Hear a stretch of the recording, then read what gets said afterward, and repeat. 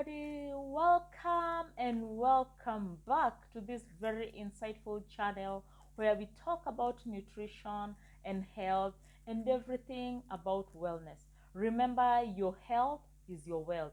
I'm your nutritionist Nduta Monio, and as usual and as I promised, as we came into the new year, every other time I shall be popping in and helping people move through this world of confusion with a lot of information and misinformation about health and wellness, what it is and what it is not, what to do and what not to do. Today, particularly, I want us to do what I call a sweet walk through time to understand diabetes and how it has evolved over a period of time. The reason why I chose this particular topic is because recently I have interacted with a lot of my friends and they tend to think that diabetes is a relatively new disease. But contrary to that, I want to clarify that diabetes is as old as mankind and it has existed way since time in memorial.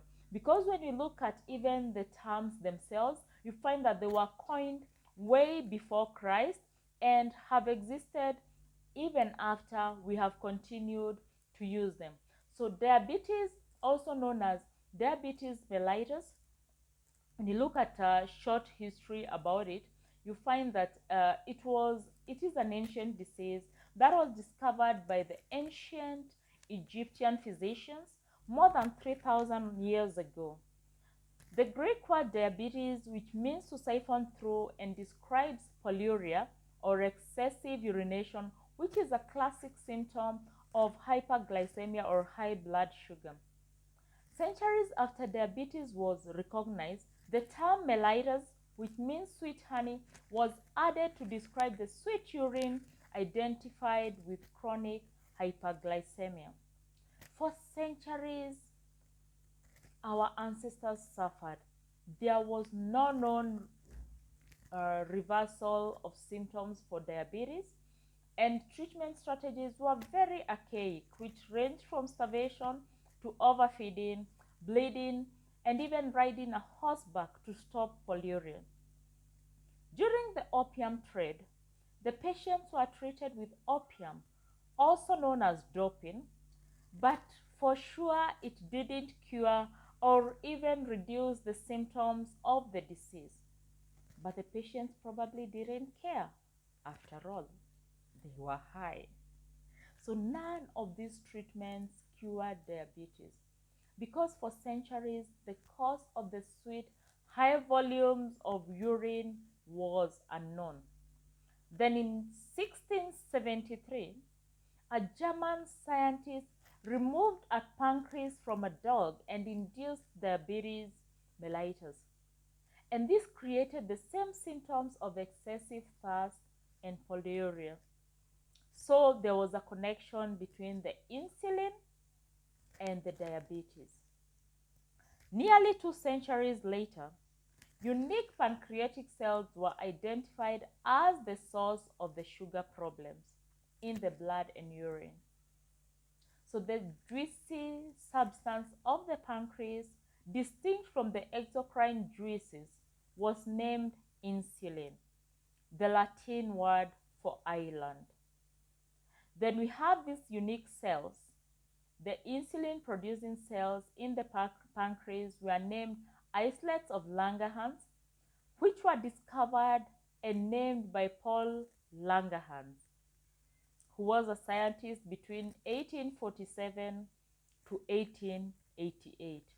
So once the insulin was identified as the cause of diabetes mellitus, several scientists worked to extract, refine, and administer the substance. A German scientist known as George Zusa, who worked as a scientist between 1870 to 1949, successfully injected the pancreatic extract into 8 patients with diabetes. Unfortunately, his research was halted due to the demands that he worked on weaponry for World War I. He had to respect the call of duty. Similarly, a Romanian physician, Nicholas Palecchio, who worked as a scientist between 1869 to 1931, injected the pancreatic solution into jugular veins of a diabetic dog, reversing the symptoms. But his research was equally halted by the same World War. Our ancestors really suffered. But a continent away from European researchers, Canadian Frederick Banting, who worked as a scientist between 1891 to 1941. A lot of people who follow different diets know about Banting, and it was named after this particular scientist. And Charles Best, they isolated the insulin molecule and received credit for discovery of insulin in 1921.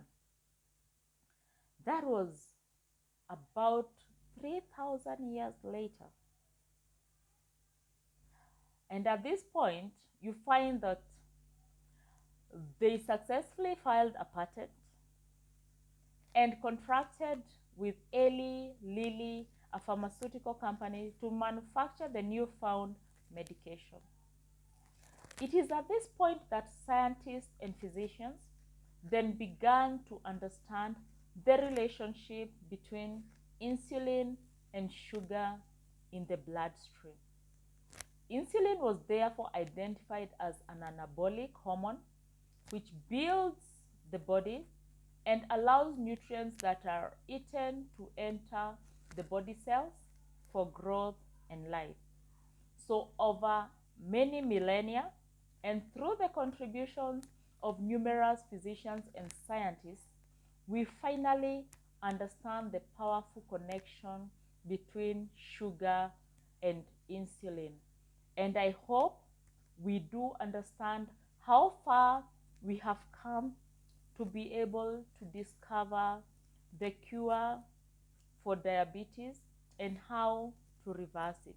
So in the next series, I am going to be talking about some of the early symptoms of diabetes, and it is going to be a whole series where we will talk about very many other subtopics under diabetes.